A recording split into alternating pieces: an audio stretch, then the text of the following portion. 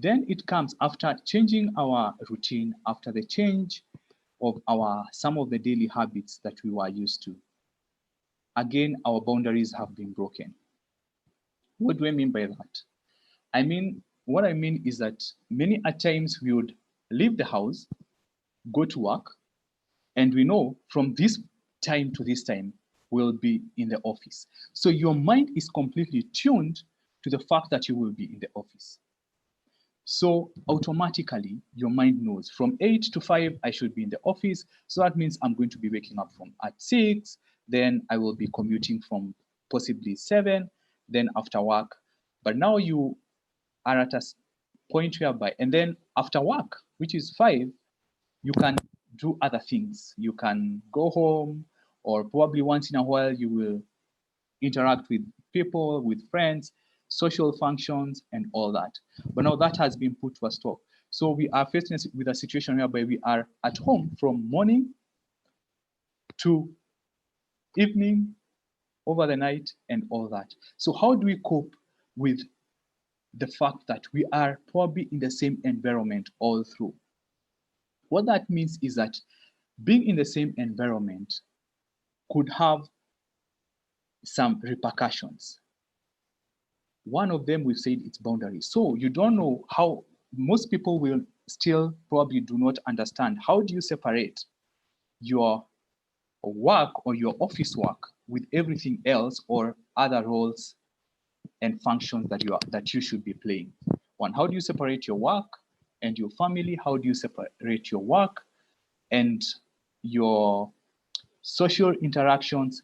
And now, by that, what we are finding people are likely to do, you tend to overwork because you think, no, I don't need to commute, so I have enough time to continue doing this and that. So people will tend to overwork in these circumstances, or tend to spend more time working.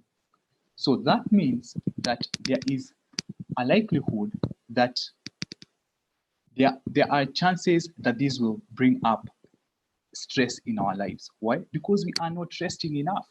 Because even as we look at those boundaries and as we look at the different functions, we also need to look at the time that we have to rest. Because as human beings, we need to rest so that our bodies can recuperate and so that our bodies can also repair. So probably now that means you are probably sleeping for about 7 to 8 hours. You tend to sleep less. Why? Because there are so many things that are happening in your life. And again, if you're working from home, probably you have children. How do you make your children understand that this is work time? I cannot be with you. I cannot attend to possibly some of the things that you're doing. So that, again, puts us in a very delicate situation, not only for us, but even for other people around us, our family members, children. Possibly if you're working, you have a spouse and you're both working at home. How do you create that balance? Do you have the environment to work? Do you have the space to both work at home? Probably you're on a call, online call or online meeting as we are in right now. How do you separate that if you both have meetings and you're working in the same environment? So all these situations now tend to bring up, one of the things that has been mentioned is anxiety. Yeah. And anxiety is one of the common mental health problems that we are having today. And with anxiety, someone has talked about negativity. At times, it can tend to happen. With anxiety comes hypervigilance, and this anxiety is caused also by the things that are happening around us with the COVID-19. So that hypervigilance will tend to make your body overwork because there are so many thoughts that are also running through your mind. There are so many things that are happening in our bodies, so many things happening in our minds. And this tends to give us very many challenges in the things that we are doing. So you find that people also tend to become very irritable with some of these things because of being enclosed in the same environment. With the anxieties that are there, with all this information, people tend to become very irritable. That means that people will also get to a situation whereby they're getting into disagreements, frequent disagreements, probably at home or even with colleagues. Yeah. Then we also have a lack of concentration. Yeah, because of this anxiety that is there because of the whole situation, not knowing about COVID-19, when it's going to end, who is infected, or where most people don't even know how they got infected because they say they never got into contact with someone. So all these dynamics will tend to raise the level of anxiety in different people's situations. Then the restlessness that is also brought about, that restlessness of you are in a situation whereby at times you don't have control of the whole situation. You cannot move out of your house. You cannot do certain things that you used to do. And you see, even as we work, we also need time to do other things, like going out, just interacting with people, the social interactions. So if we don't have those social interactions, then there are higher chances of us getting into mental health issues.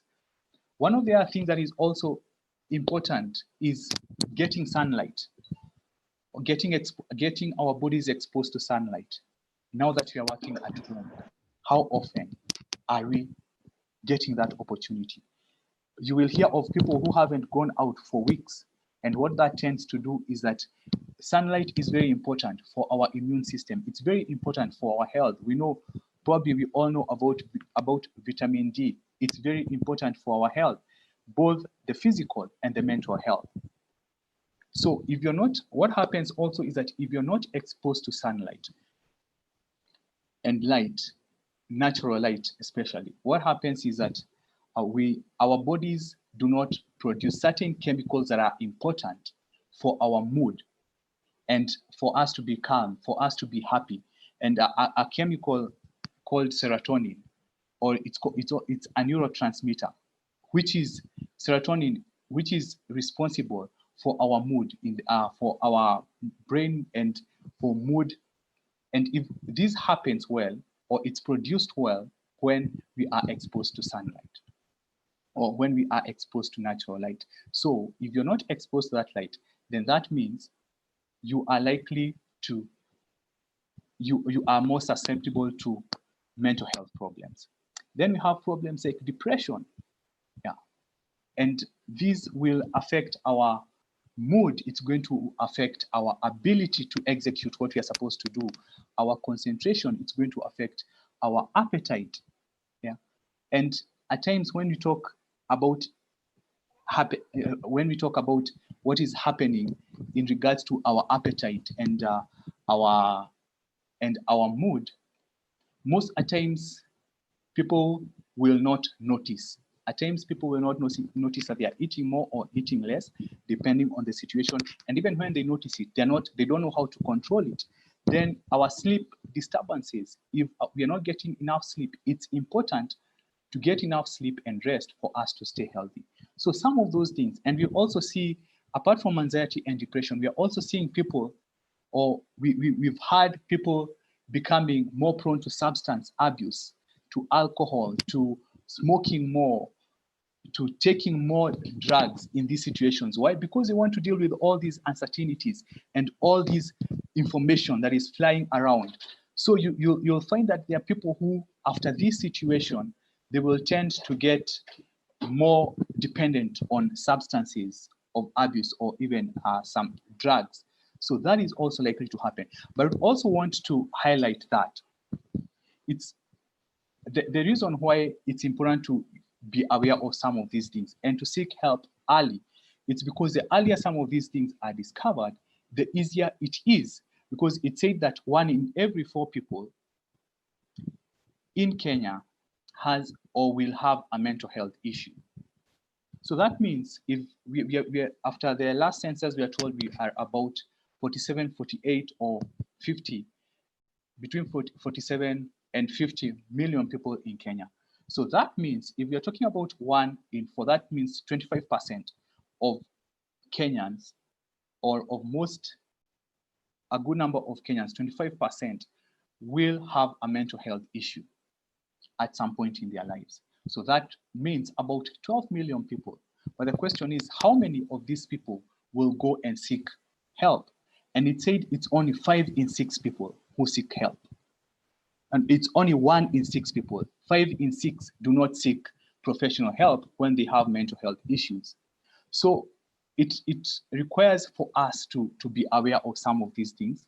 It requires for us to try and get help when it's needed, because the earlier you get help, the easier it is for someone to recover. So we are also going to have mood uh, illnesses or mood issues like bipolar. Some of those things will happen, and some of these are genetic. But even with the genetics, they tend to happen more if the environment you are in is not conducive. Because something like bipolar is associated with episodes of mood swings, ranging from high and manic mood swings. But if you are not aware, or if you don't have someone around you who is aware, at times you may seek for help when it's very severe.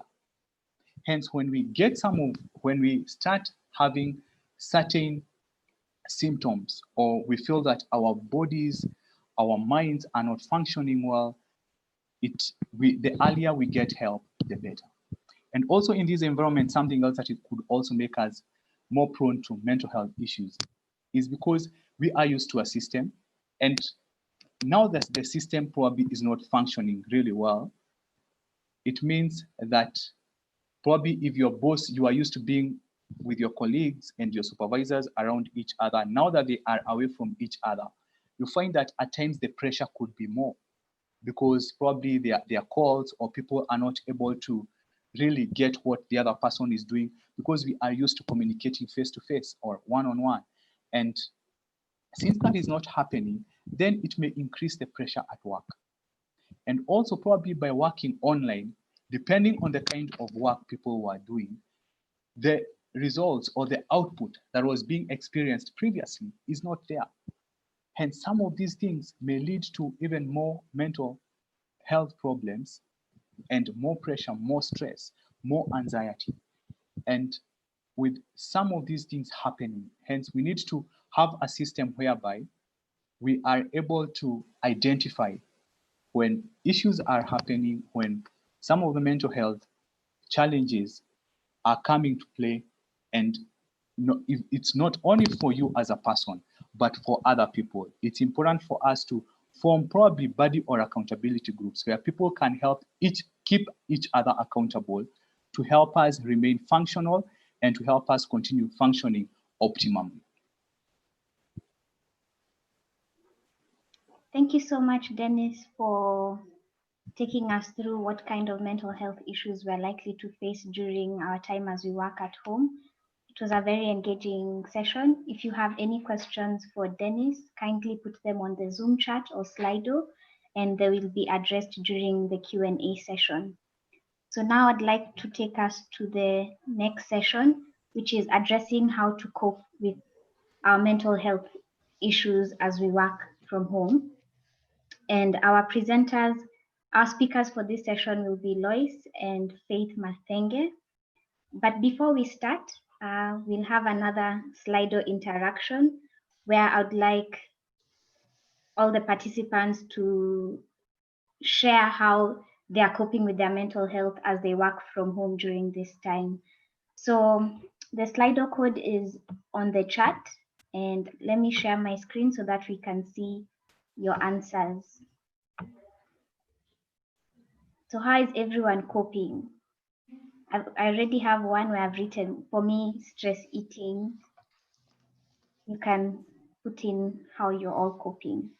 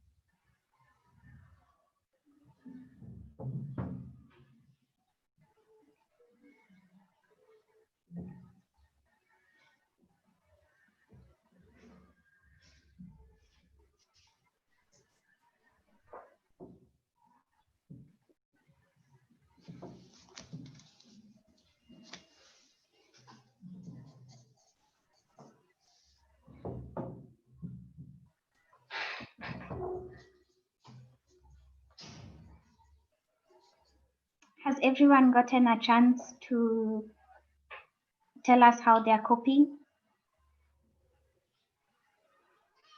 One more minute and then I hand over the screen to Lois.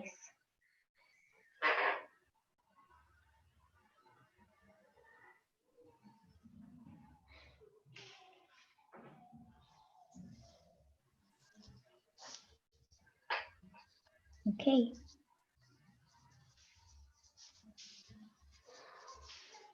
Thank you all for sharing how you're coping. Now I'll hand over the screen to Lois, who's the programs director of Adira, and she'll take us through how herself as a director, how she's able to cope during this pandemic and how she's able to work from home. Lois? Thank you, Ivy.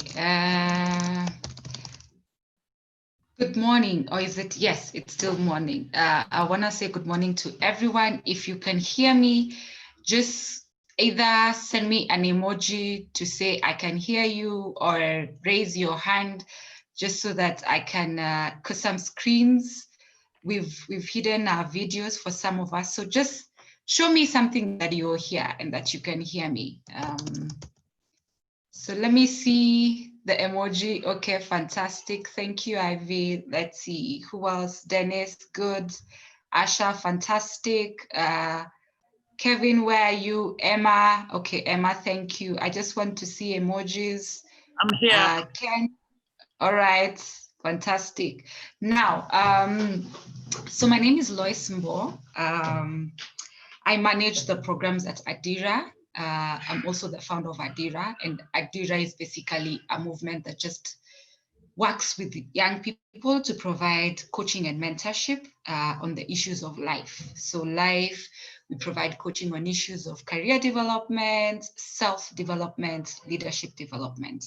Now, how have I been coping working from home? I was really thinking about, and especially because Ivy said, you know, how is Lois as a director coping?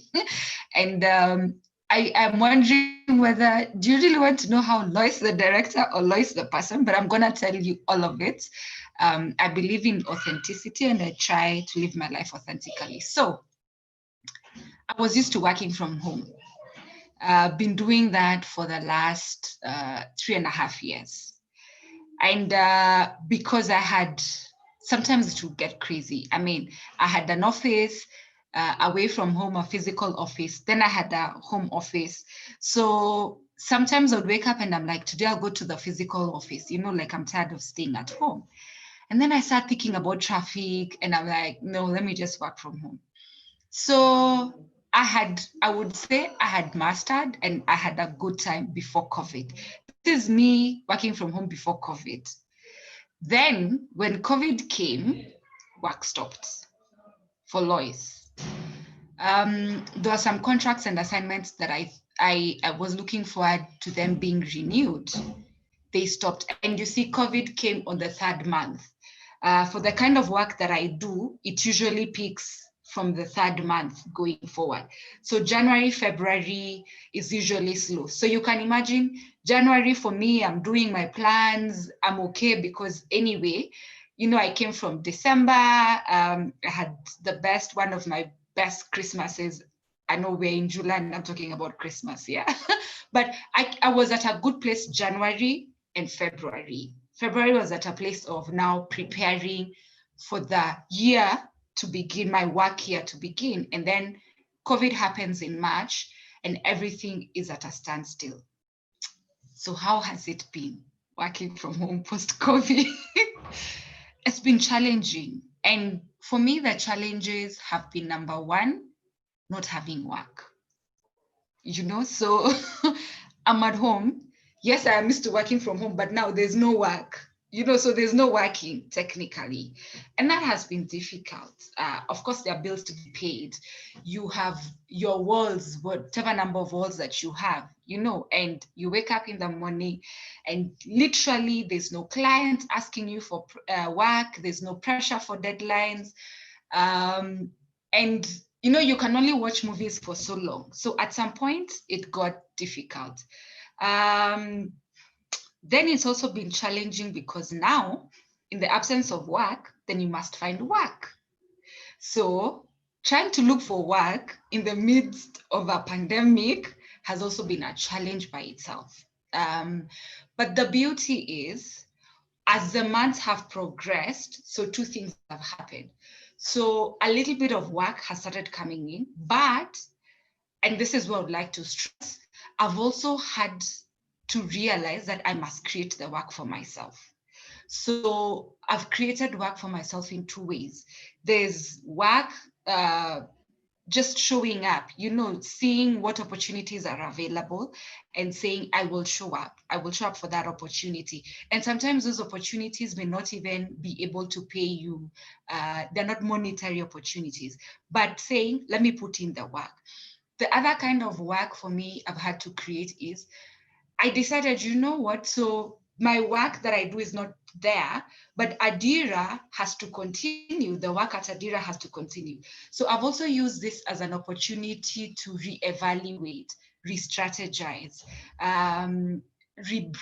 And so just doing evaluation about our programs, what is it that we need to restructure, our manuals up to date, where can we edit again and just improve them in preparation for our next classes.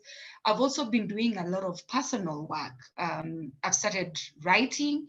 So I have a writing project that I began in February and hopefully I'll be finishing soon. I've been able to start a podcast. I started a podcast last month that's called Go Forth.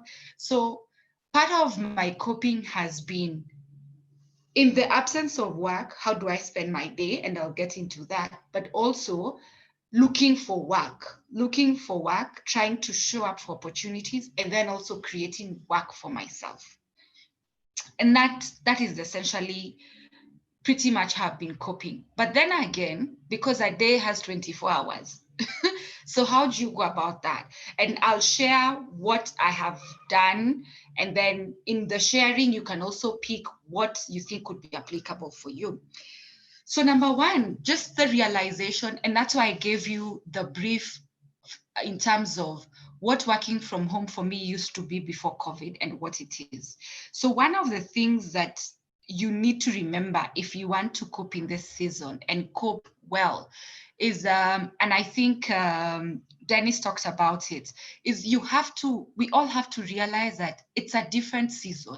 It's one thing when you're working from home and you have work, or you're on leave, or you've taken a day off. That's different. Now we're having to work from home, but our macro environment has changed completely. And what do I mean? What I mean is this. So maybe you were sent home, because of government directives to work from home.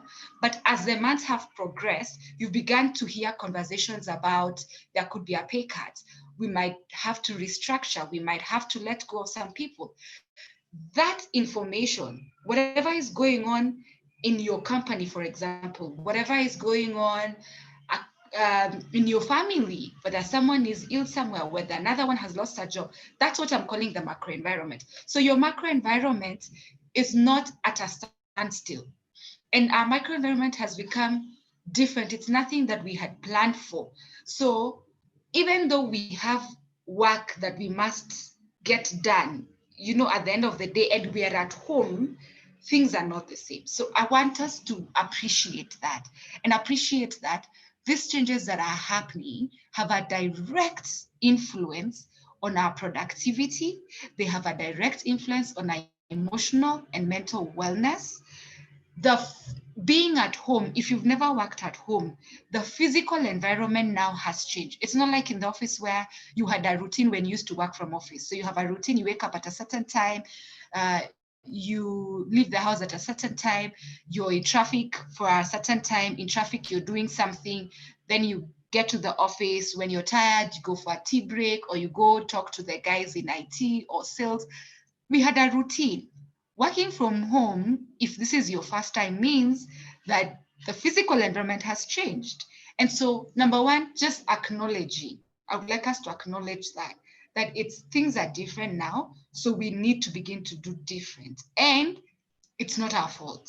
And that's so important for our mental physical and even emotional wellness. It's not our fault. So you're working from home, and now when you have Zoom calls, you probably have to sit on the couch and do them. Someone else, their background, if you can see mine, there's a whole painting. So you're probably imagining I have an office desk. Someone else doesn't have that. It's your couch or your plastic chair or the carpet, and it's okay.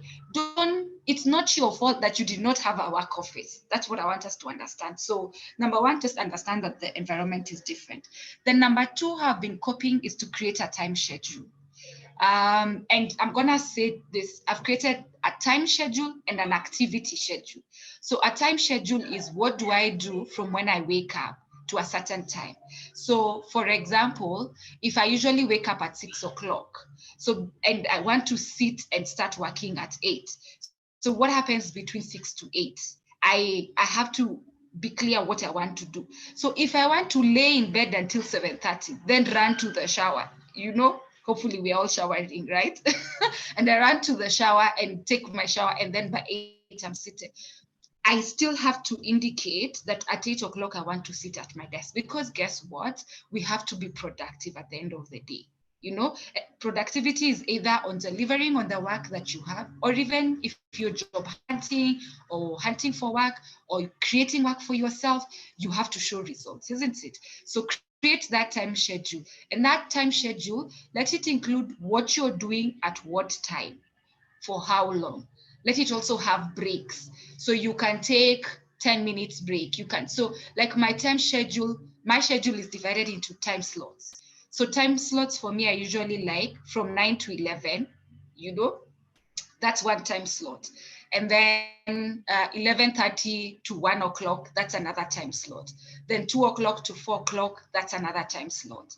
Then let's say 9 to 11 or 7 to 9, that's another time slot. Now, my time slot sometimes will change depending on the activity. And that's why I said have a time schedule and an activity schedule. So I'll give you guys an example. Monday used to be my day off. Well, maybe because I run my own, business, and as a consultant, I'm able to manage my time. So Monday used to be my day off. So my day off meant for me, it's my rest day. Now, other days, I will have certain meetings that are scheduled for specific times. So the time slot for that meeting will change. Fridays, for example, I have Bible study in the evening. My Bible study starts at 8:30 in the evening. Now, that time slot will be different from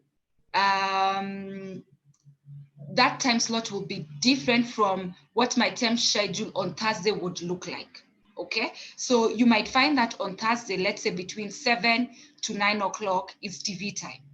All right, but on Friday, TV time could be between 7 to 8:30, and then 8:30 to, let's say, 10:30 or 10 is Bible study. All right, so plan your activities. And if you can right now, I always like to say, do what works for you. All right, so plan activities and schedule them on a time that absolutely you will be super productive at that particular time. What am I saying? So say part of your job has to do with reports. You either like doing reports or you don't like doing reports. So if you like doing reports, then it may not matter what time you're doing your reports. So you could do it at the end of the day because it's something that you do. If you don't like doing your reports, then maybe you want to do them first thing in the morning, isn't it? When you're still fresh, if you're a morning person. If you're an evening person, then you want to do them in the evening when your energies are up. So as you schedule your activities, ensure that you give the appropriate time slots for you so that you keep yourself motivated. And that's how I've been keeping myself motivated. The other thing I've been doing is taking breaks. So like I said, my time schedules have breaks. And in those breaks, what do? I could actually, like if I have a break from 1 to 2, that 1 to 2, guess what? I could actually watch a series, one episode of a series. Or the other day, I really love listening to music. So there are times I'll put my music on as I'm working. But the other thing I've started doing in the last couple of weeks is I have this speaker. So I go to YouTube, I plug in my music, and I start dancing. Yeah, I know, alone. But it just, it gives me energy and psych. It's a thing that makes me happy. And I will dance and sing along. Of course, I will sing off key. But guess what? By the time I'm done with that 30 minutes of dancing and singing off key, oh, I have so much psych, I can continue. It could be a walk. I take my walks in the evening. So from 6 o'clock, or sometimes now that the curfew moved from 7. So before I take my walk from 5:30 to 7. All right. But I have to take an evening walk. All right. So schedule your walks. Imagine when you were in the office, for those who are in the office, you'd have that lunch break. You would go chat up with someone, like I said. So those walks are so important. So ensure that you take breaks, because half of the time you're seated working. Make time for hangouts, even in the course of the day. And that could be part of what you do in the break. So at your break, call someone. At your break, text someone. Make sure that you're also connecting. It's so interesting that, like for me, I've realized, because maybe of the kind of life, sometimes the weeks would get so busy. So I'm meeting my friends over the weekends. That was before. Now, of course, like the first 1 month, or the first 1 month, we weren't meeting and started feeling miserable. So you know what? We started scheduling calls. So we would use Zoom, where we are many, WhatsApp. You can actually do voice calls even with a group of people. If you're less than 4, so if you're 3, you can do video calls. And I remember the first time I did a video call hangout. We were 3 of us. And we laughed until we cried for about 1.5 hours. And I was talking to 2 of my friends that I have not even seen maybe in a year or something. So please ensure that you use technology to connect, and you can connect in the middle of the day. You don't have to wait for weekends. I know some people say they prefer weekends, but you can also do it in the course of the days. In case you still have a job and you're having to work from home, this is what I would want to advise. Negotiate with your boss on outputs. I know things are tricky right now, and there's spotlight on is working from home. How do we ensure productivity? So for me, I always say, be the proactive one. And what I mean is, instead of focusing that I logged into a system at 8 o'clock and I logged out at 5 o'clock, negotiate with your boss. These are my tasks for the day. Can we agree that I'll be able to complete them by the end of the day? And why? Because your physical environment has changed. So some of you have children, some of you have a spouse, some of you have other people you're living with. It's not the same like when you left home and you had no distractions. Now you have distractions. And like Dennis said, sometimes it's difficult to tell your children that mommy or daddy can't talk to you now, and you close yourself in the room and they're at the door. It's not possible, So just negotiate so that your performance is based on output as opposed to how many hours did you log in. What else can you do, just very briefly, or how else have I been coping? Like I said, I've created work for myself, but I've also changed my environment. So last week, for example, I was spending time on my book project. So guess what I did? I called my sister up and I said, I want to come and work from your house. I mean, I have my own place, but I just needed that change of environment. So I would go to her house. So every morning when I'm leaving the house, you see, that time I'm in traffic was fantastic for me. It helps me decompress. Then I get to her house, I open my laptop, I work. It's a different environment, but it made such a complete difference for me. It improved my productivity. So if you have those options, it could be your friends, it could be your relatives. Once in a while, it could even be one day in a week. Be willing to do that, because a change of environment, a change of scenery has a very great influence on helping you cope and improve your productivity even as you work from home. So that has been my experience. If you have any questions, please share. Remember, as you work from home, be very conscious about your environment and doing things that will help you in your new environment to be productive. So dance, sing, get your time out, work, schedule your time, schedule your tasks and activities appropriately. Thanks. Back over to you, Ivy. Thank you so much, Lois, for sharing how you've been coping as a director and as you as Yeah. an individual. I really appreciate how you've tackled that question. Next, we'll have Faith Mathenge, a counseling psychologist, to give us coping strategies from a mental health expert point of view. Faith, the screen is yours. Me. Hi, Ivy. Hi, How are you? I'm good. How is everyone doing? Good afternoon. This is Faith Madenge, and I'm a counseling psychologist. And I started a project called Tubonge. I'm a co-founder of Tubonge Kenya. So, Lois, that's amazing. You've been doing good.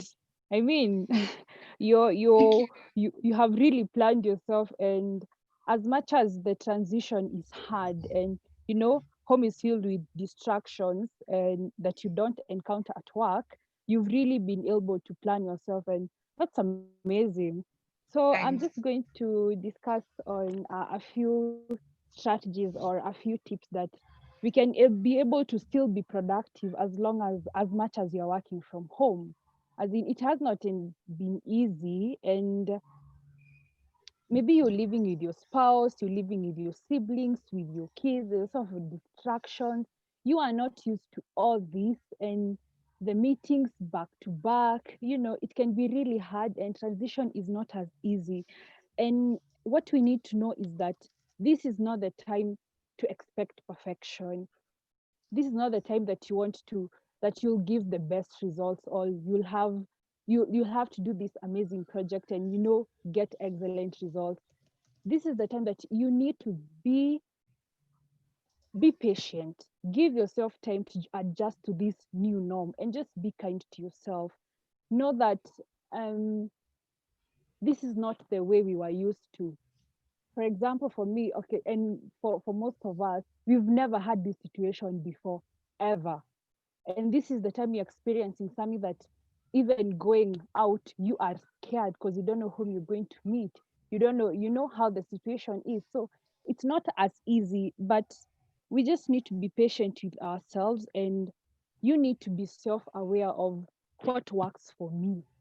Because maybe probably what works for Lois will never work for Ivy, and will never work for James. So this is the time that you need to be self-aware and know that maybe I stay alone. When you stay alone, it's not the same as when you're staying with your siblings or with your family. So it requires modification. I mean, and it's involving two major things in your life. This is you're working from home, and this is work. I think work and home are they are two big responsibilities, and you need to know how to blend them. I mean, because if you don't really know how to figure it out, you'll find yourself stressed, burnt out, not being productive, just feeling you're not okay mentally, and having psychological distress. So maybe these few tips, I believe they're going to help you, and just be self-aware. Know that this will work for me. You don't have to have the 8 of them in yourself. Maybe 3 works for you and 2 works for me. Just work with what you have. So the first time I would say you master your time with maybe daily or weekly schedule. Maybe know that I start my day at 8 a.m. I end my day at 5 p.m. I need to prioritize these responsibilities, this job, that this responsibility. I can't, even if I don't even do it today, I'll just postpone it to tomorrow. So just schedule yourself and know what works for you. And and this will help you guide your actions throughout the day. And you'll able to plan your time. You'll be able to even maybe have time for yourself. And maybe if you're sharing your workspace with your spouse, you'll plan that today you're going to work in the morning and I'll work in the afternoon. You can stay with the kids. you need to schedule, just plan your day. And most important, by the way, don't wake up every day like you're going to work, shower, take breakfast, change your clothes. Don't start working with your PJs. Even your body needs to feel like you've woken up, you've showered, and I need to start my day. Because the moment you start working with your PJs, you'll be feel, I just need to sleep. I mean, why am I even doing this? But at the same time, don't be hard on yourself. Everyone is experiencing this anxiety and uncertainty of, we don't know what's going to happen tomorrow. So just don't be so hard on yourself, but at the same time know that you are working and you need to be productive. And so something else is routine, because the body and mind, they need routine from the most basic things that we do, be it sleeping, be it eating, watching, because we are programmed as human beings, we are programmed to have the basic cycles. And when they are disrupted, you can experience some neurological imbalances, which can lead to anxieties or disturbed cognitive behaviors. So you need to, if you wake up at 6, Monday, Tuesday, have a routine. Don't wake up today at 6 a.m., tomorrow you're waking up at 10.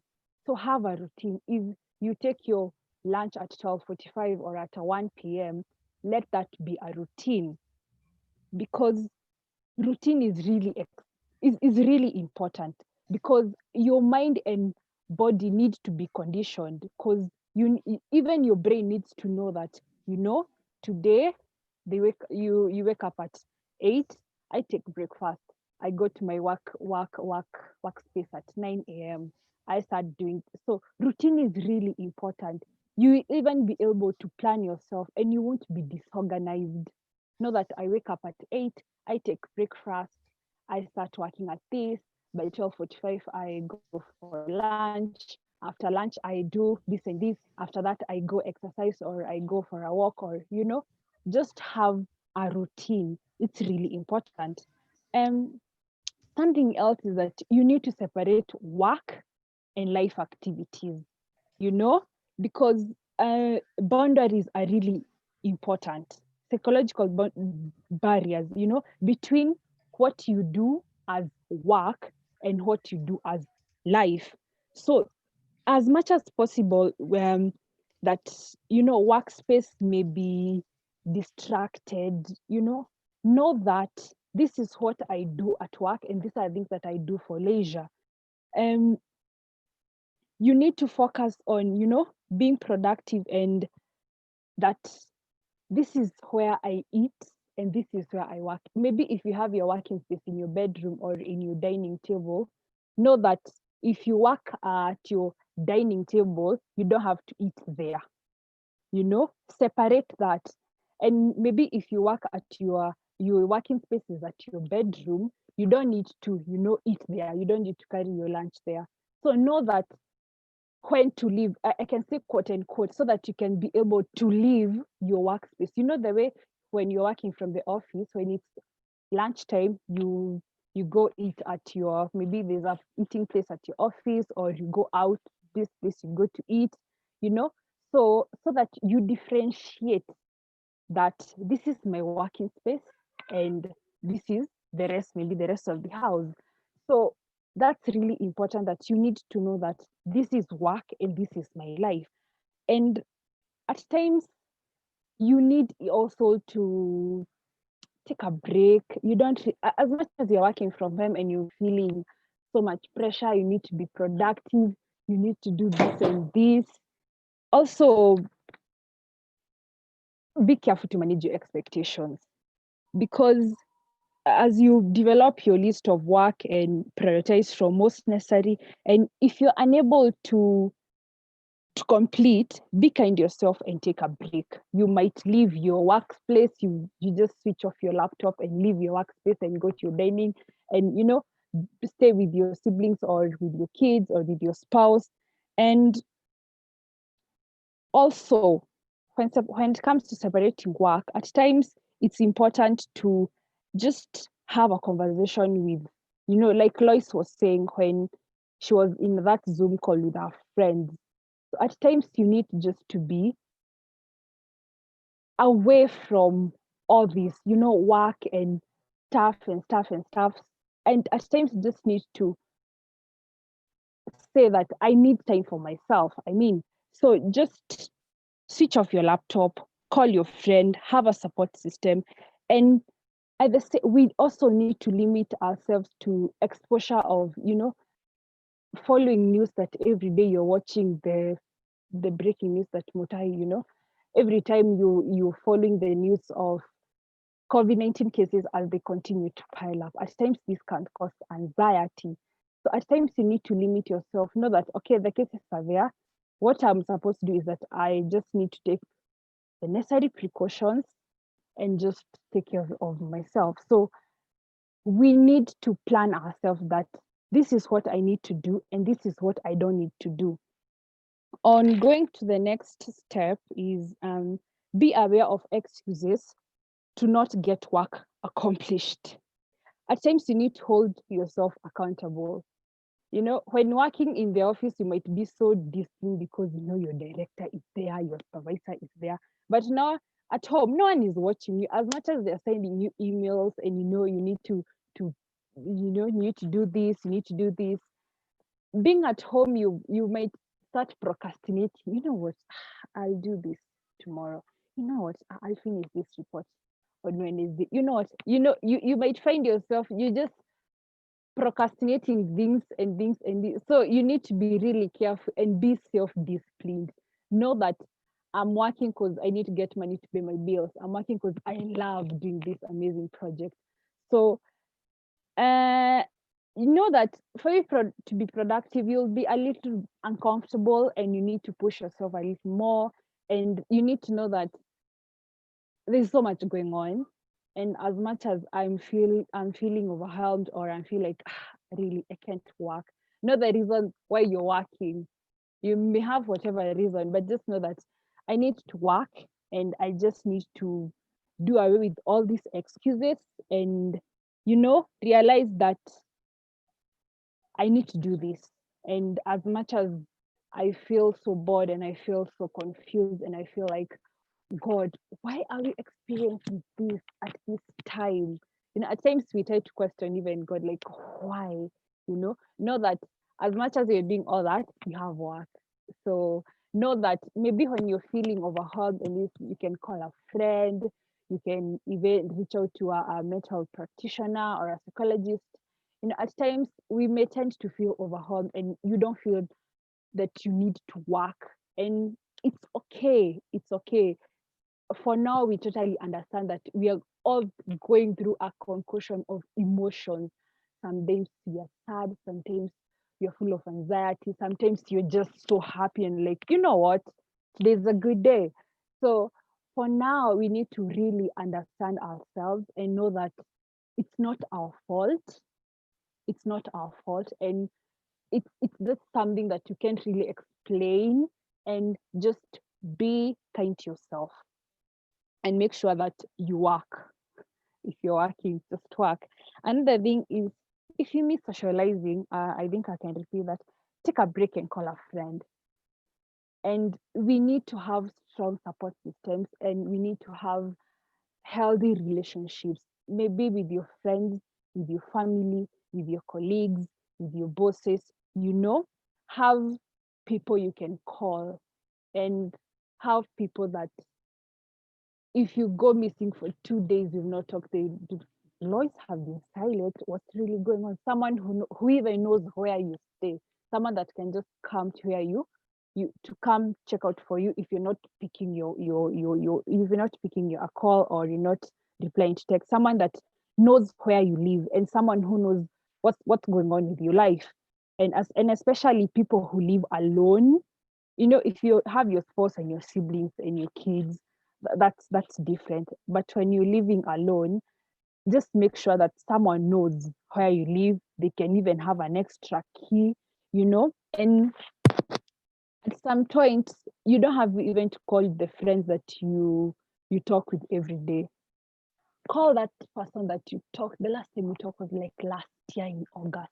Just baby, I've got of this friend. Just this is the time to check up on those people you don't really talk to every day and just chat, have a conversation with them. And at times it feels so good when just call someone and you may find that they are going through a distress and they were waiting for just someone to come and save them, and you can be that savior. So you this is the time you may feel lonely and anxious and sad. At times you're happy. Have that strong support system. And if you don't have, this is the time to start cultivating conversations with your friends and know that, I need to be serious, that I have this friend. This is what you do for each other. This is someone I can really rely on. This is someone, if I don't have food, this is someone I can go to their place and eat and sleep without them judging me. So we need really to invest in healthy friendships, which we have okay, let me just go a little bit off. We have three components of healthy relationship. One is communication. Okay, Esther. One is communication, and the one is compromise and commitment. At least have a few friends that you know they are really, we communicate, we are real, someone who can compromise and someone who's really committed to this friendship. And number 6 is focus on silver linings. I mean, look at the brighter side of working from home. As much as you have all these feelings that there's a lot of distractions, I'm just having a meeting, then my baby just comes in and I can't just ignore them. Know that at times it's helpful. Maybe in the office you have this colleague that who keeps on distracting you, and I saw this dress, Lois, this someone who just keeps on distracting you. And now when you're working from home, you're not with them. See that as an advantage. Something is, maybe you're working in a toxic environment. Your boss is always shouting at you, and now you're working from home, and the only thing the only conversation you're having with them is it's virtually. And so see the brighter side. Also the cost of transport, the time you spend on traffic, look. And also working from home, you have a sense of control. You do this activity as much as your boss needs this. You're the one who knows that I will do this provided they get the results. It's me who really knows. He's not just here coming up to my office and checking what exactly I'm doing. Provided I email them whatever they're supposed to email, I have control of it. And something is, be glad for your work. Gratitude. Globally, so many people have lost their jobs. So many people are employed. Thank God that you have your job. At least you have projects that you can work on. At least if it's a psychologist, you're getting clients. So gratitude. Thank God. Just tell a higher power, thank you. At least I'm working. I'm able to pay my bills. I'm able to, get food and the basic needs that at least gratitude and thank God. Another thing is prioritize self-care. Prioritize self-care. Maybe you can just go to the next slide. I just mentioned on self-care kidogo. Ivy, please. Self-care. One is make sleep part of your routine and maintain sleep hygiene. What I mean by sleep hygiene is make your bedroom comfortable. You don't have to sleep with your phone on your bed and your laptop and all these things. Make your bed comfortable. Something else is that avoid things like caffeine an hour before sleep, screen an hour before sleep. Maintain sleep hygiene and at least have a maximum of 6 to 8 hours of good sleep. Another thing is let exercise be part of your self-care routine. That 10 minutes walk, just home workouts, journaling, watching a good movie, motivational talks, Oh, no, okay. I'm sorry for that. What I mean is this, let exercise be part of your routine. You can be going to the gym, you can be keeping, you know. Something is eat right and drink water. With drinking water is something really important, but people puza it. But it's something really good and something that just drink water. Eat right is and eating right doesn't mean that you have to eat chicken and you have to eat beef or eat dengu, beans, beans and rice, something a balanced diet. Say no to others. At times we need to stand on ground and say no, and it comes with you feel so good when you're able to tell someone no, even without explaining yourself. So you don't have to kill yourself to do something which you think it's really distressing you at the expense of the other person. At times, learn to just say no. Schedule your self-care time. If you're used to go to working at 6 p.m. or at 5 p.m., make sure that you do that every day or even 3 times a week. So if it's going to the gym, if it's keeping, we talked about routine, and routine is so important. So if you do your self-care time at 5 p.m., maintain that. If you do it in the morning, you wake up and go for a run, maintain that. Also, take care of yourself by getting organized. People think that, I don't have to get organized, but getting organized, you're able even to pick what's important very fast, and you're able even to figure out your room. If it's books, dispose those that you're not using, remains that those you're using. If it's clothes, there are people we call them holders, people who don't dispose anything. The top that you used to wear 5 years ago, you still have it. You don't wear it, but you just want it to be in your closet. So you need to dispose those things that you don't use. And not only beings, even your friends. You need to dispose your toxic friends. We talked about the 3 C's of healthy relationship. If you realize that your friend, they're just there to use you or take advantage of you, just do away with them. And that's that. I hope that we will be able to work productively and to achieve as much as you're working from home. We'll be able to work productively, reduce stress, and just manage our psychological well-being. And we need to know that it's not being the best, it's just being about being better than you are yesterday. Thank you.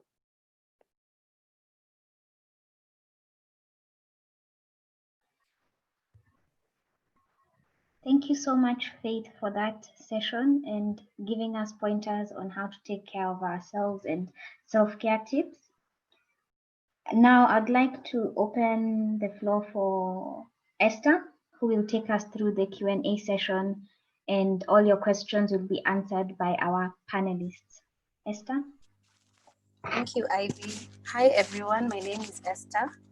It's been such a great session for me because I'm one of those people who was struggling with working from home. And I really like what Dennis pointed out, that it's called hypervigilance, that makes you anxious. That has been me. And I'm also hoping maybe Dennis will speak into that.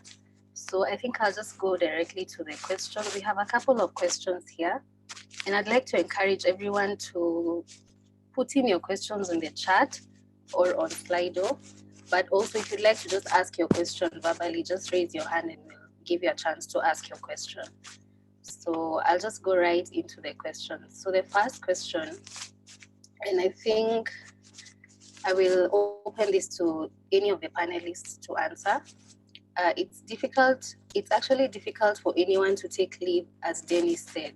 How do we still get time off?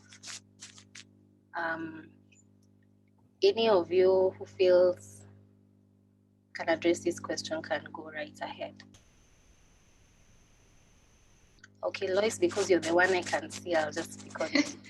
All right, so the question is, it's hard to get leave. Yes, it's hard. It's difficult to take leave or to take time off because I think it's being assumed you're working from home, so why do you need leave? But if you need some time off, how do you get time off? Given that now the hours are even longer.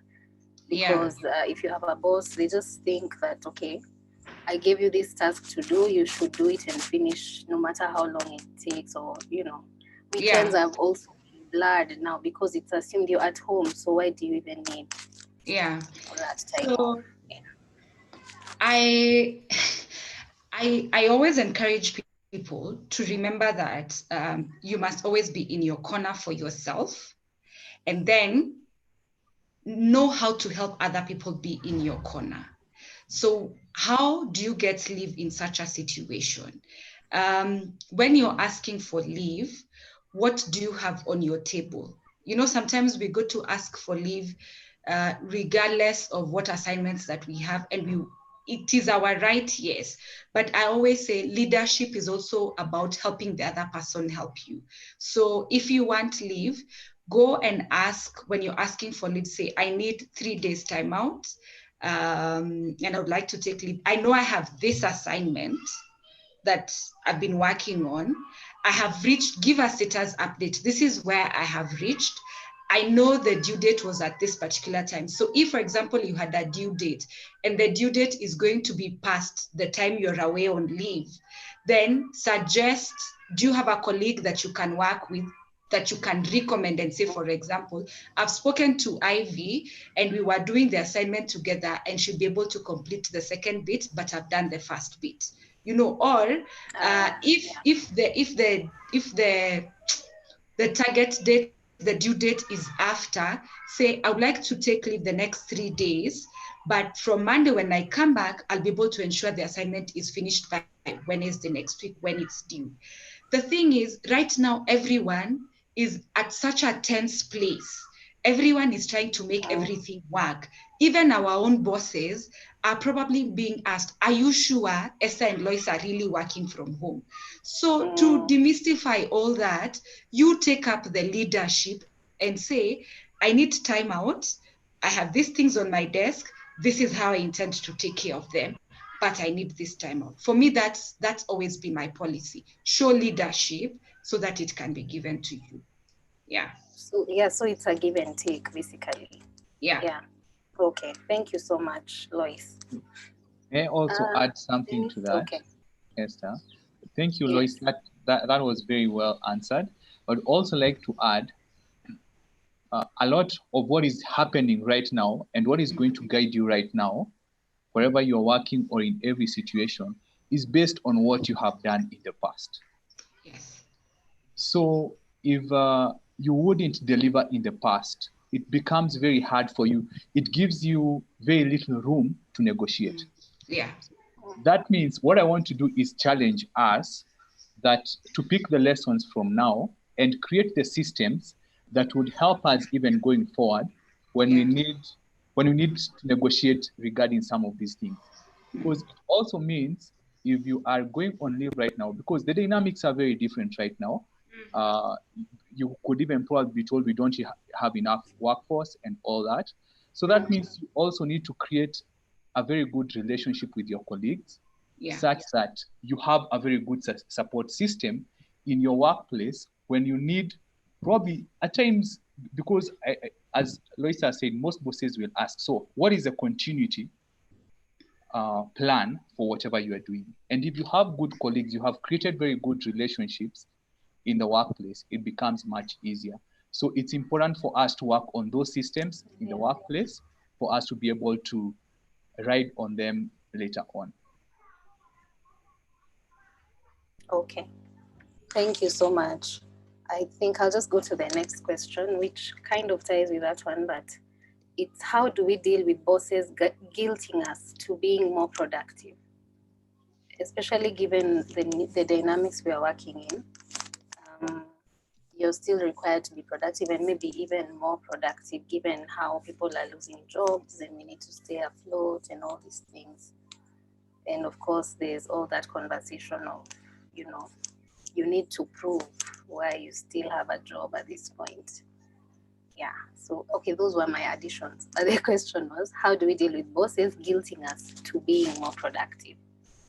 I think I had mentioned it a little bit earlier, where productivity, again, depending on the organizations, I know there's some organizations where they have been asked to logging into a system and their productivity is measured both, are you online? When are you online? How long are you online? And then there are those ones with assignments. So if your organization does not have a system where you have to log in for X number of hours, you can actually, and that's why I was talking about the time and the activity schedule. So you can create that and discuss it with your team leader, your supervisor, so that now you have a target that you can be held accountable for, which will be the evidence of your productivity. But if you have that one for the times, where you have the times you have to log in at this hour and this hour, then what you would have to do is the other things that we were sharing, where how do you take a break? How do you negotiate for a break? How do you self-motivate yourself? Yeah. Okay. Okay, Thank also, you. adding to that, I think it's also important for us to be self-aware because most of the organizations may not have the kind of technology that Lois has mentioned. So it basically means that it's what you deliver and your word against your boss's word. And I think in such situations, self-awareness is very critical for you to know what have you delivered, how much effort have you put in, and be comfortable with what you have done, especially if you know you have done your best, you've utilized all the resources that are within your disposal. Because at times you can only do so much to please someone. So it's important because that also means that you're also looking out for yourself and also taking care of yourself. Because at the end of the day, you may be pushing yourself to deliver on your work and end up losing on many other sides, like your health, like your family and other relations. So self-awareness is very critical, and even negotiating again and having an understanding with your boss. And that means you also have to be assertive in regards to how you communicate. Assertiveness skills are very important, and at times they can be learned, or at times you can be trained on them.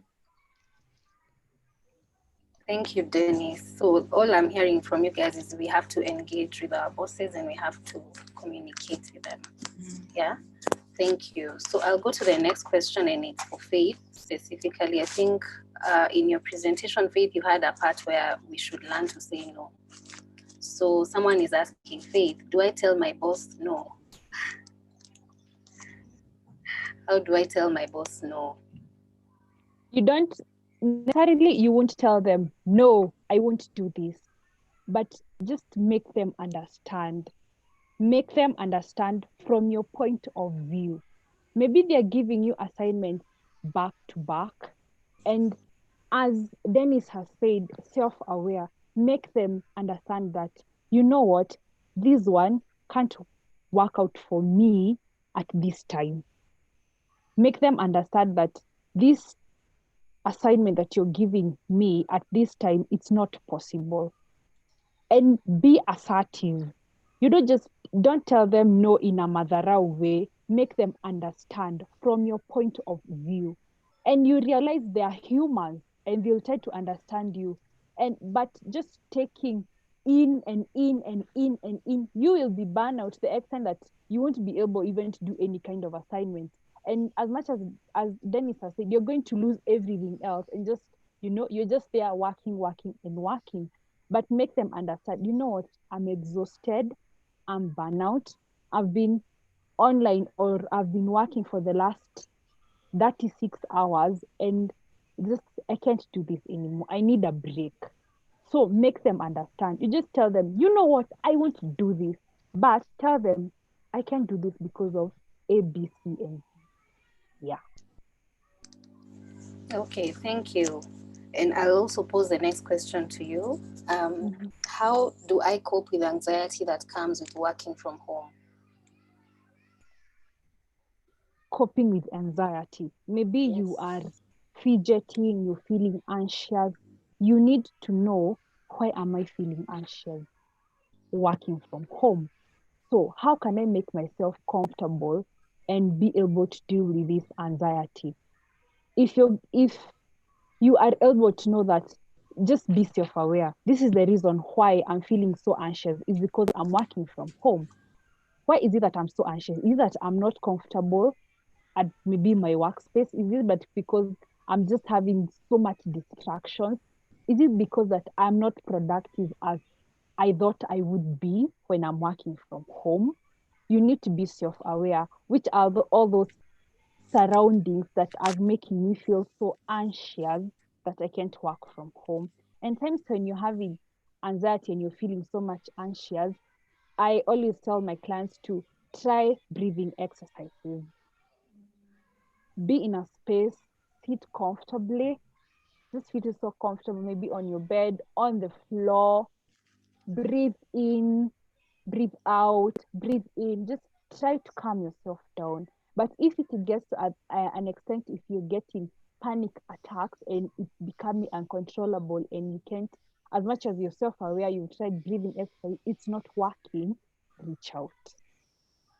Reach out to a therapist, to a psychiatrist, and you now start a journey of, do you need medication for this? Or do we need to do something called CBT, cognitive behavior therapy, for all these anxious feelings that you have? So yeah, that's what I can say. Thank you. Thank you so much, Faith. And now we go to the last question. I hope that covers everyone's questions. And I'll pose this to the panel, and each of you can give an answer, starting with Lois, then Dennis, then Faith. So the last question is, how do I work around lack of motivation? How do you work around lack of motivation? I always like something that Eliud Kipchoge once said, that those that, I'll just paraphrase it. He said something like, if you always depend on your moods and feelings, you will be a slave to your dream, something like that. And he says, discipline must supersede motivation. Of course, I've paraphrased it.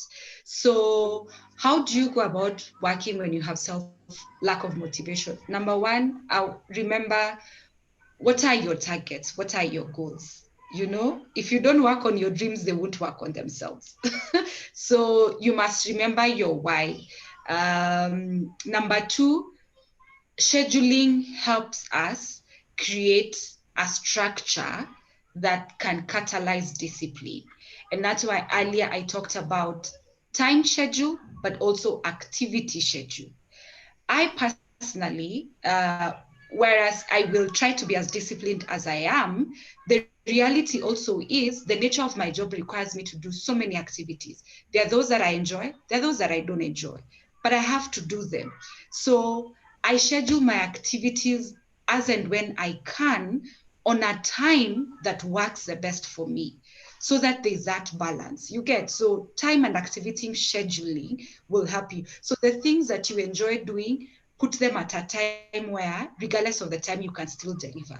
The things you don't enjoy doing, put them at a time where you are so fresh you have to do, so that that discipline is instilled on you, and then getting accountability partners, especially now that we are working from home. I know someone who, the first week of working from home, they were so excited, and then they ended up with Netflix, and they would say, I'll do this one tomorrow, and then Netflix happens. But then what we did is, with them, we created a system where a WhatsApp group, and it's simple things. So every day you have to come and log in and say, what is the one task that you achieved? So having someone hold you accountable to either your daily or weekly activities can also then stir up that motivation. Because again, you don't want to be reporting that you're not delivering on your job. Yeah. Okay. Thank you so much. Dennis, something to add? Yes, I would say number one, again, I go to being aware of exactly what is happening around you, because at times, is it something that has, have you been demotivated, or have you lacked motivation for a long period of time? Or is it because of the circumstances or the things that have happened of late that have brought about that feeling of being demotivated. So understanding yourself and getting to know what is likely to have brought the demotivation. That's the first part. The second one is planning, as Alois has alluded to. Plan and know when am I able to deliver better, because at times it may be because you're not achieving the targets that you have set. So look for ways on how, because obviously if you're able to achieve your targets, it gives you more motivation, or if you're able to achieve what you had set out to do, it becomes very critical for you to get that motivation. The other part is the self-talk, because it's important. Our subconscious mind continuously stores what we keep on telling it. And someone said that our life tends to move towards the direction of our most dominant thoughts. So what are you thinking about? What are you telling yourself every day? So your self-talk becomes very critical in regards to what you're telling yourself.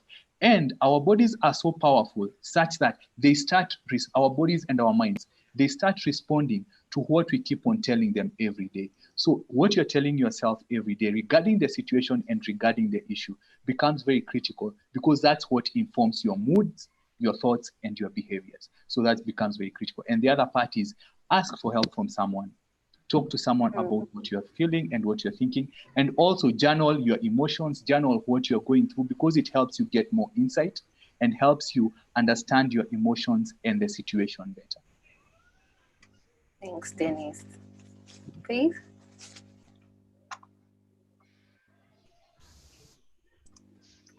Are you there? Yes, I'm there. What I've picked from Lois is know why you're working. Maybe you're working to pay your bills. You're working because you love this project. You're working for this reason. And then he said is be self-aware of environment. Is it that you're not feeling motivated because you're working from home, or you've been feeling that for quite a long time? And now what I can say is that have this one activities that replenishes your energy. Have this one thing that if you do it, you'll wake up and feel challenged and you're going to conquer this mountain. So be self-aware that what is this thing that I do or that I engage myself in, and after that time, maybe a period of that minute, I feel that I can do anything. Maybe it's listening to your favorite motivational speaker. Maybe it's dancing. Maybe it's going for a run or for a walk. Know what is this thing that if I do this thing, it just boosts myself. Know if it's talking to this friend of mine that they give you so much motivation and they talk to you and you feel energized and you feel happy and you feel like, you know what, I will do this. So it's being self-aware. Know yourself and know what works for you. Good thing is that you know that you are demotivated. Today you are demotivated. So why is it I'm demotivated? And why is it that something else Dennis has said is about journaling? If you were so motivated on Monday and on Thursday you're so demotivated, check your journal and see what is it that Monday that I did that I was feeling so motivated, and why is it that this today on Thursday I'm feeling so demotivated. So you need to be self-aware. What is it that I did different on Monday that I need to do it on Thursday? Or this is when you need to know yourself, know what works for you, and that will really help. Yeah, that's what I can say. Thank you so much. And as you guys were talking, one last question came in. I'll just read it out. How do we deal with bosses who make us feel as though they are doing you a favor that you are still employed whilst working from home? Lois, I know you're a boss, so I don't know if you're the best person to answer this one.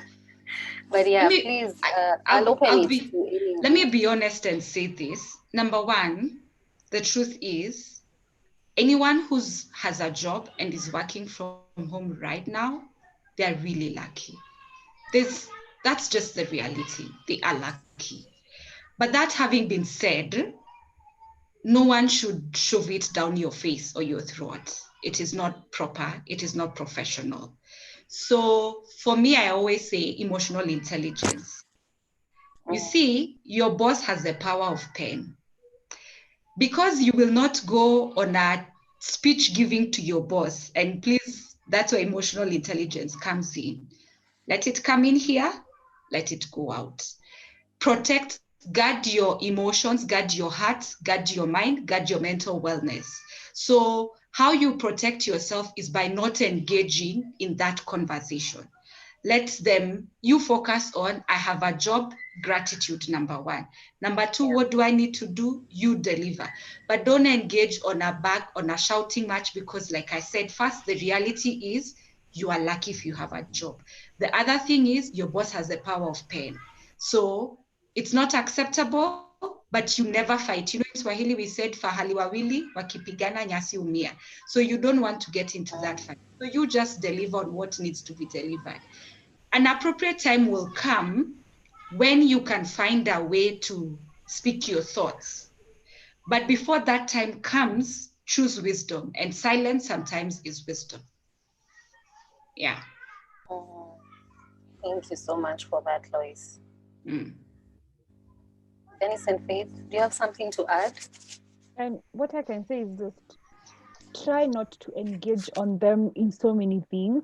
If they are telling you, do this report by tomorrow, just do it. Don't try to engage in so many things.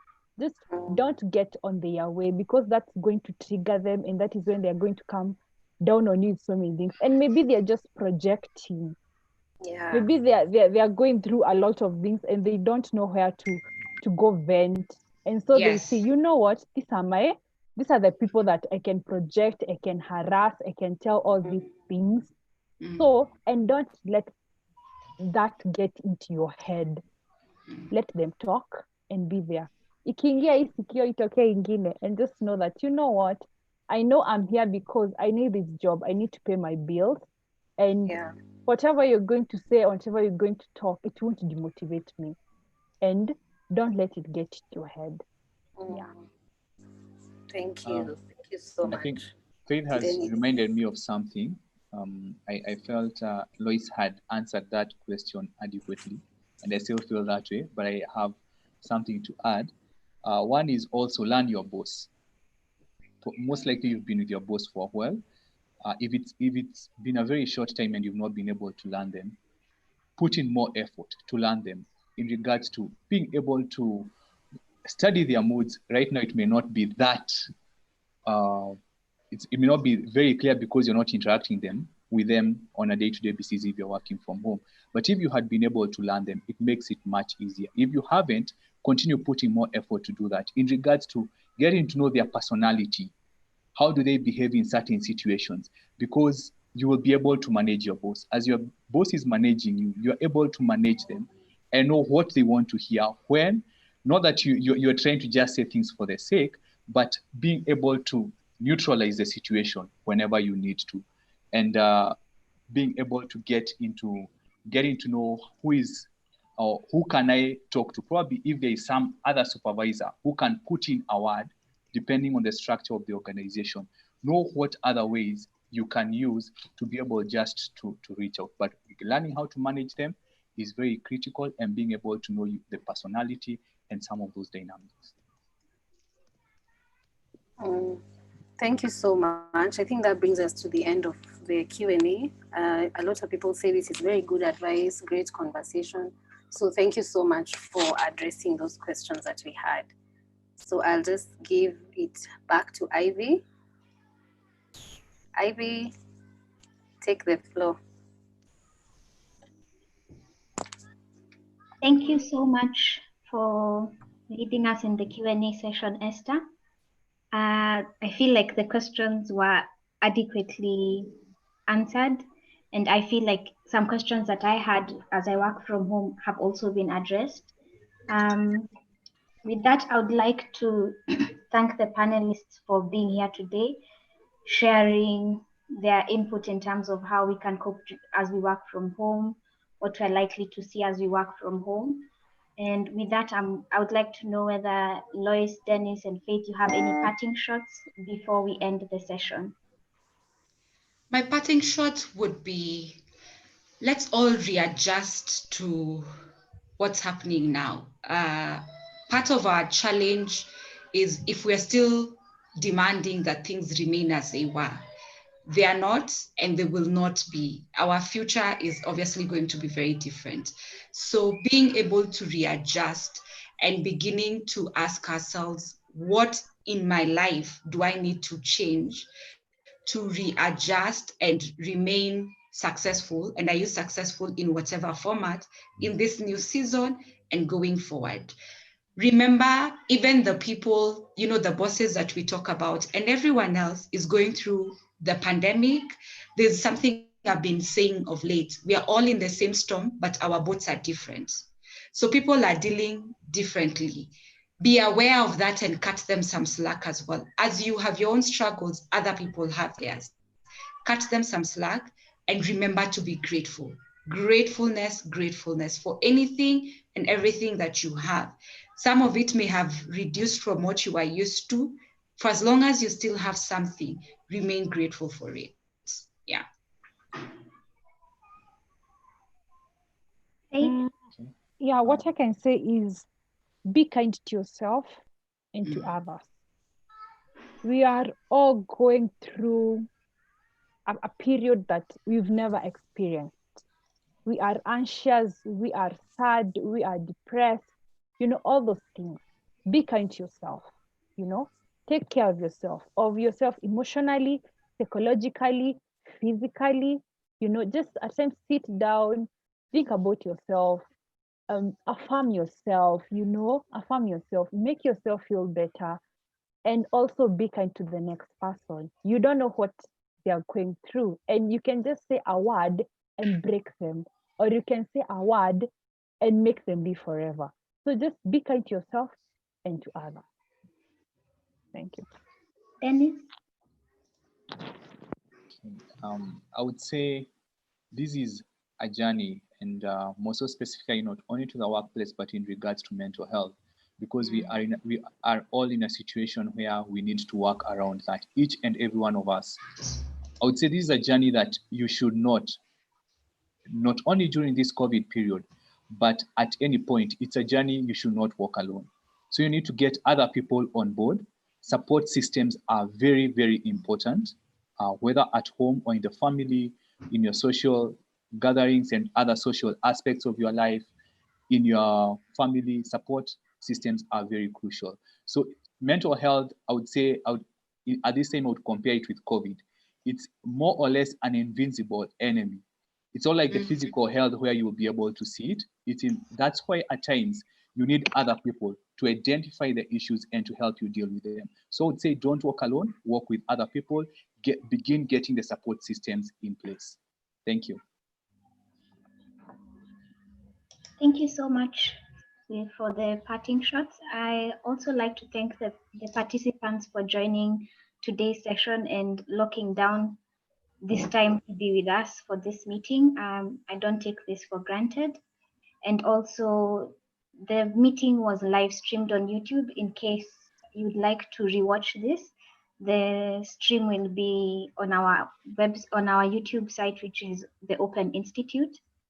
And on top of that, I'll be able to share the panelists' contacts with you via email in case you'd love to reach out to them after this session, or you'd like personal sessions with them and get to know more about your mental health while you work from home. And then, yes, before we end this meeting, Esther will launch a poll on Zoom for feedback on how you found this meeting, whether you found it useful, whether you'll see all the questions on the poll. Please feel free to participate so that we know how to improve on future events. And thank you so much. Be safe, stay safe. Esther? Yes, the poll is now running. I believe I can share my screen.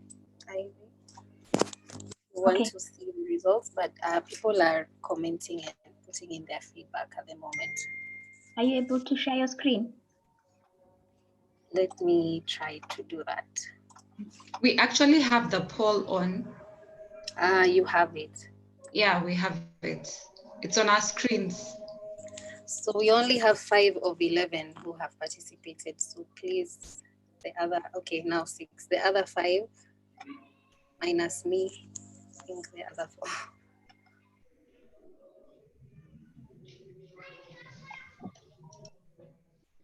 I Okay, think good. because I'm the host, I'm not able to see the poll. Maybe Yeah, you can't. Yeah, so at least 63% have given feedback, which is great. And this gives us a lot of insight on how the session was. I will leave it running for now, but I will stop sharing my screen at this point. Okay, thank you everyone for participating. You can feel free to log off and keep in touch if you have any questions about today's session. Like I said, I'll be sharing contacts of the panelists. I'll also do a blog post on this to catch the highlights of the session. And of course, it's also live on YouTube in case you want to rewatch or share with your friends who are not able to make it today. Thank you so much.